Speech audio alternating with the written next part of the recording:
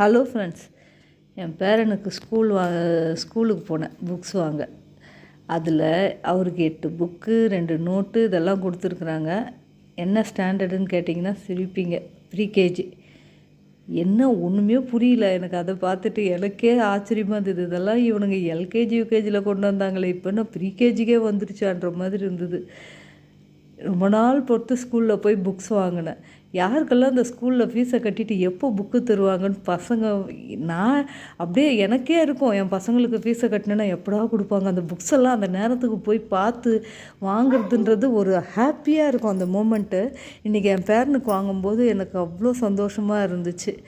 அப்படியே அந்த புக்ஸ் எல்லாம் ஒரு முறை பார்த்துட்டு, என் பொண்ணு வந்தால் தான் பிரிக்கணும், ஏன்னா அவளுக்கு ஒரு ஆசை அதை பிரித்து பார்க்குறதுல. அதனால் நான் பிரிக்கலை, அவள் ஆசையை தடுக்கக்கூடாதுல்ல.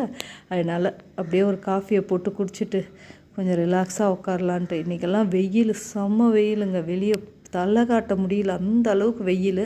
ஆனால் ஃபுல்லாக இன்றைக்கி வெயிலில் தான் சுற்றி இருந்தோம். இந்த ஸ்கூலில் போய் புக்ஸ் வாங்கின சந்தோஷம் யாருக்கெல்லாம் இருக்கும் கமெண்ட்டில் சொல்லுங்கள். சப்ஸ்கிரைப் பண்ணுங்கள், சேனலை லைக் பண்ணுங்கள். உண்மைக்குமேங்க எனக்கு இப்போ கூட திருப்பி அதையே சொல்கிறேன் பாருங்களேன். எனக்கு அவ்வளோ சந்தோஷமாக இருந்தது. என் பசங்களுக்கு போய் அந்த 2 கட்டைப்பையை தூக்கிட்டு போய் வாங்கின்னு வருவேன்.